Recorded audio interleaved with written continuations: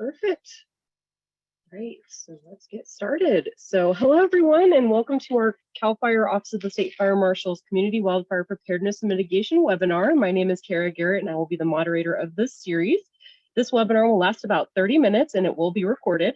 Please type any questions into the Q&A portion of the screen and we will answer those as quickly as possible. After our featured speaker has completed their presentation, we will be holding a question and answer session. If you have questions after the webinar has concluded, we will be providing contact information for the program to allow you to reach out to them directly.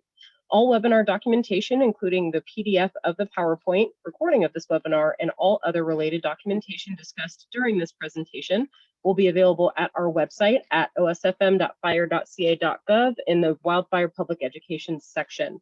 Should you encounter any issues during this webinar whatsoever, please give me a call at 916-201-5539 or send me an email at kara.garrett@fire.ca.gov. Today's webinar will feature information on burn permits and the new burn permit application platform, and I will now turn it over to our presenter, Deputy Chief of Wildfire Preparedness, Chief John Morgan, to introduce himself and share more information about the program. Take it away, Chief. Awesome. Thanks, Kara. Excuse me. Again, John Morgan. I'm the Deputy Chief of Wildfire Preparedness. Deal with a lot of defensible space and damage inspection, home hardening, but also burn permits. And as most of you have noticed, back in January, we rolled out the new burn permit application, sort of a soft opening, so to speak, because May 1st is the big day, and we're coming up on that here pretty soon. What that day signifies is May 1st each year, burn permits are required throughout the state. Now, some of you might not have known that burn permits through the winter aren't necessarily required in all jurisdictions by CAL FIRE, or in all areas of the SRA, let me be specific.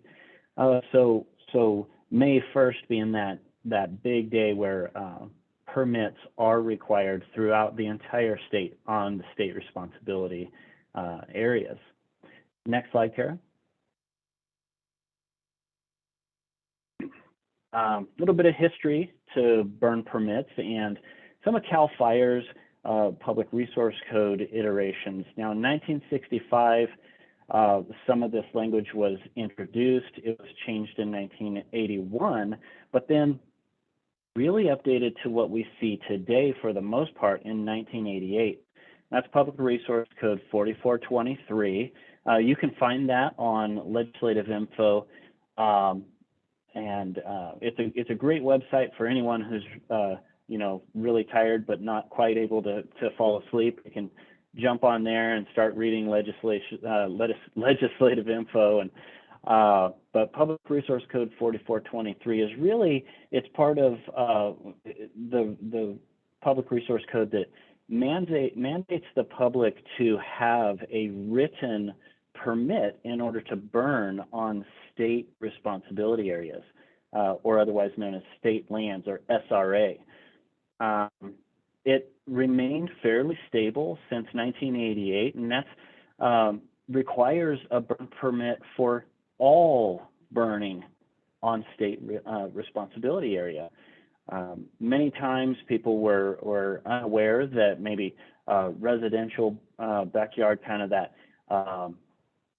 small 4x4 pile and such, people were unaware that CAL FIRE actually requires a burn permit for that. But in 2005, we kind of updated all of our permit forms and started bringing them up to the best of our abilities.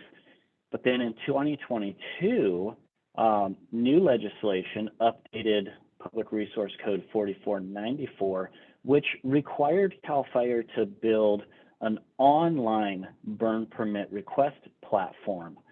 So that's where today's iteration of the burn permit app has come from. Prior to that, we were kind of antiquated. We were using paper forms, keep the white form and give the yellow form here and push the pink form over there, and really carbon copy style burn permits. And now starting January 3rd of this year, 2023, we've been able to launch a platform that allows us to have users request a burn permit through that online platform. You can go to the next slide, Carol. Now, you'll see that we have a little bit of media magic to show you, and we'll just kind of go through a quick synopsis of the burn permit program via video. Hi, I'm Christine McMorrow, and I'm here today with Deputy Chief of Wildfire Preparedness, John Morgan. How are you doing today, John? I'm doing well. How about yourself? I'm doing well, thank you. We're here today to talk about burn permits. In January, CAL FIRE launched a new online burn permit system. While residential permits have been available online for quite some time, there are two new permit types that are now exclusively available online. Doing this helps the department reach our wildfire and forest resilience goals to improve regulatory efficiency. Chief, thanks for being here with us today to talk about what this means for those who want to do different types of burning. Can you tell us, why does someone need a permit and where are these permits required? Yeah, people need burn permits. One, to meet their regulatory obligation of having a burn permit when they burn. They need to have a burn permit in the state responsibility area, which is where they're required. State responsibility is all of the area within California that CAL FIRE oversees jurisdictionally. Great, thank you. Now, we were saying that there are now 3 permit types online. Can you tell us a little bit about what those permits are and how does a person know which type of permit that they need? Absolutely. So first and foremost, the residential burn permit is the most widely used burn permit. It's for those smaller projects around your home where you may have a burn pile that's maybe 4 by 4 feet at a maximum. And then if you have more property than that, or more than your average spring cleaning yard maintenance residue, you may have larger piles. For that, you would need a general burn permit. That would also apply to some agricultural firms that need to do maybe some vine or other crop attrition, where they can get rid of those through that means. They can also burn small strips of land, such as cleaning out their agricultural irrigation ditches. The other burn permit, the third, is a broadcast burn permit, and it's used for large projects. You may see this listed as a prescribed burn, and this is for things like large landowners, ranches, where you may burn 10 acres or more, sometimes 1,000 acres, to convert fuels, increase and improve rangeland, and increase fire safety throughout the forest as well. So that burn permit type is one of those goals that we're trying to achieve here in the state, to increase the use of prescribed fire. So that permit is now available online to private landowners that want to use this as a tool to reduce the fuels on their property. That's right. From the comfort of their own home. Super, that's great. So how long are these burn permits good for? The burn permits are good for 1 year, and it's in a cycle from May 1st to April 30th. Okay, so if somebody applied for their backyard residential permit this year, January 2023, on May 1st, will they need to reapply for their residential burn permit? Absolutely, and what's really great about that is we will send all permit holders a reminder email on May 1st to just get them back in the system. Okay, that's great. And you said it's easy, so it won't take folks too long to reapply. Right. Excellent. Well, lastly, where does someone access the online application for burn permits? You go to burnpermit.fire.ca.gov, and on that page you'll see a planning section to help you understand some of the safety rules and how to use this effectively. You also go to, there's a verify section to find out if your jurisdiction even allows burning, and then the application portion, which you just enter a few simple items, a name, a burn location, and hit submit. Great, sounds easy. Thank you so much for talking with us today about the new online burn permit system. We appreciate it. All right, so thanks a lot there, Kara. You can switch to the next slide. The magic of media allowed me to be in 2 places at one time, so that's pretty fun. Next, we're going to talk about a little more detail on exactly what is required. And you can go to the next one there, Kara. Your name and contact information. And you can, Kara, one more and start that little video. It's super easy on this stuff. It's just your name, your phone number, your email address, and then moving through this system, we'll be able to use this information and populate it in our emails and onto the permit itself and that type of thing. Go ahead, Kara. The next thing you're going to need is, where is this project located? Now, some people have, most 97% or so of our permits are residential, and so typically that's going to be your home address, but sometimes you're burning in other property that you may own as well. So this starts to get very important. We're not looking for like where you get your mail necessarily, as opposed to, we really want to know exactly where the fire is going to be. Go ahead, Kara. And so that's where it gets really important to enter a good location here. And on this map, you'll see there's yellow areas. That is where burn permits are within CAL FIRE's jurisdiction, and where they would be obtained through CAL FIRE. So all of those areas that are not colored in yellow, maybe some other jurisdiction. It could be federal jurisdiction.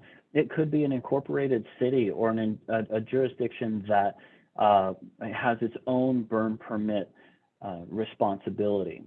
Go ahead, Kara. And then, just so everyone knows, one of the things that does come up, especially for those larger projects, is a burn plan. So those ranchers, people who want to use specifically an LE7, but we could do this for smaller projects as well, but that broadcast burn type of project is going to have a burn plan. And within that burn plan, there are numerous items, one of which is that we need to know exactly where this is, how large, what the fuels are, and what the intent is. And then on those larger projects, we will actually send someone out to verify the site, to look the place over, make sure that it's in a good place and has good conditions for a good prescribed fire like that. Go ahead, Kara. All of this is done and comes together in confirmation emails. As soon as you hit submit, you start to receive a confirmation email, and then after that, other emails from the unit. As I mentioned before, sometimes there's a site inspection involved, and so you'll typically be contacted by your local burn permit coordinators to start scheduling that type of activity. Now, for a residential burn permit, none of that is really going to affect you. You will get a confirmation email, and then you'll also get attached to there a PDF copy of your approved burn permit if the location that you stated is within CAL FIRE's burn permit jurisdiction.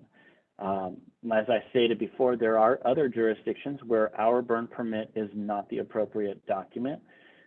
So your confirmation email would tell you that, and typically would also point you in the right direction as to where you could go to get that permit. Something that is important to keep in mind is, even though you obtain a burn permit from CAL FIRE, that may not be the only permit you need. Air pollution control districts, air pollution management district, air quality management, sometimes environmental health, and other agencies may also have permit requirements. This program is specifically only intended to take care of CAL FIRE's burn permit responsibilities for your project. Go ahead, Kara. Yeah, so with that, we come to the conclusion of the main portion of the presentation, and we'll open it up for questions. Hey, so go ahead and use the raise hand feature if you do have a question. And Chief Witt, I do see that you have your hand up. I'm going to allow you to speak.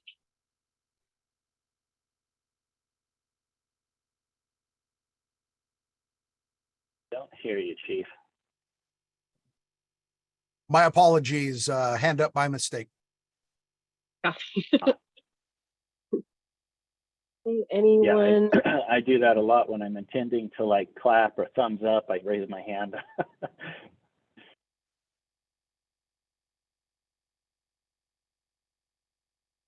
All right. Out of 48 people, we have no questions. You did a great job in your presentation, Kara. Oh, you did a great job. And if you guys do have questions after this, that's Chief Morgan's contact information, and all of this information can also be found on the website listed there as well.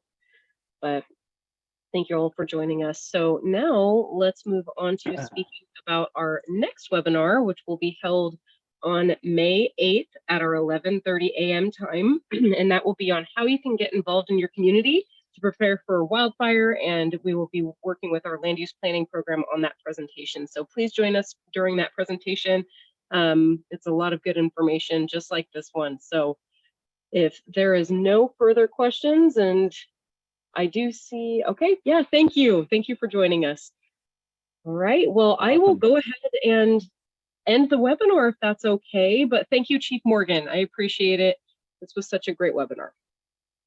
Yeah, you're very welcome, and thank you for hosting these. And for everybody out there in the chat, there is a link to the burn permit page, so feel free to go over there and check that out.